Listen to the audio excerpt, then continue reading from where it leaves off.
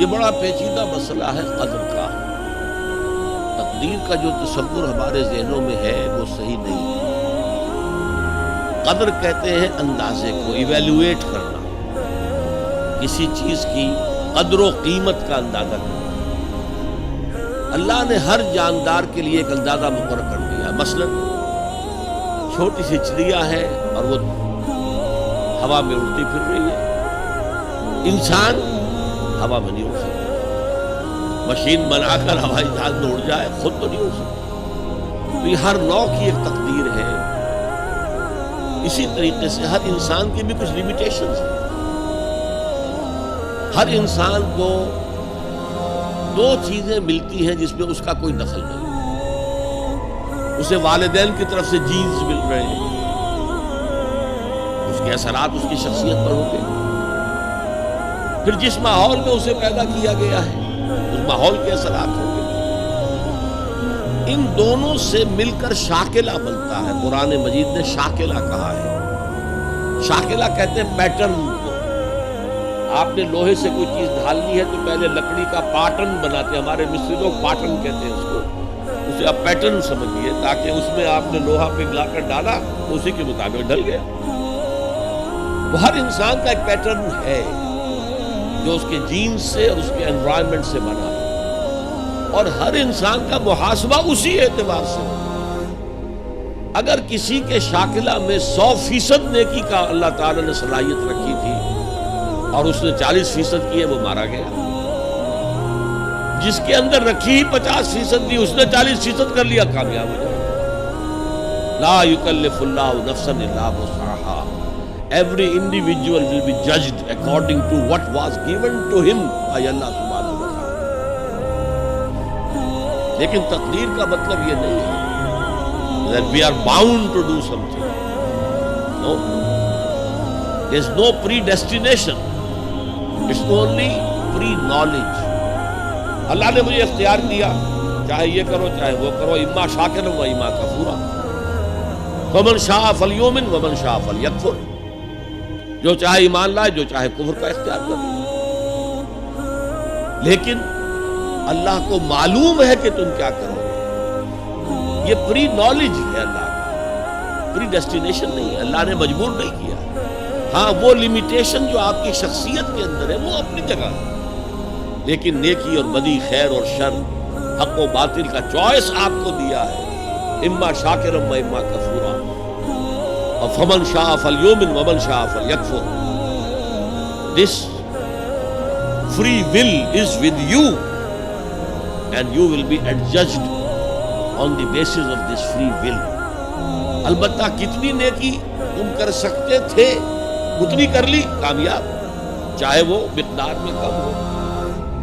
اب جب غزوہ تبوک کے موقع پر حضور نے مسلمانوں سے کہا یہ جیش الاسرہ ہے، ساز و سامان چاہیے، اب لاؤ پیسے پیش کرو. حضرت ابوبکر نے اپنا سارا اثاثہ لا کر رکھ دیا. پوچھا اپنے بال بچوں کے لیے کچھ چھوڑ کر آئے؟ کہ کچھ نہیں. صدیق کے لیے ہے خدا کا رسول، بس اللہ کا نام چھوڑ کر آئے. اب حضرت عثمان نے بہت دولت دی. اس وقت ایک غریب انصاری، اس نے ساری رات ایک یہودی کے باغ میں وہ کنویں سے پانی کھینچ کر باغ کو سیراب کیا.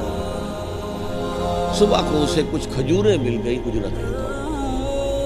اس نے آدھی لا کر اپنے بال بچوں کو دے دی، گھر کا نفقہ، نان نفقہ شام تک کے لیے. آدھی حضور کے سامنے لا کر. جو منافقین موجود تھے انہوں نے تمسخر اڑایا. ہاں جی ہاں، بغیر ان کھجوروں کے تو یہ لشکر جا ہی نہیں سکتا. یہ تو بہت. حضور نے کیا کہا؟ ان کھجوروں کو اس پورے ڈھیر کے اوپر پھیلا دو. اللہ کی نگاہ میں یہ اس پورے ڈھیر سے زیادہ بھاری ہے.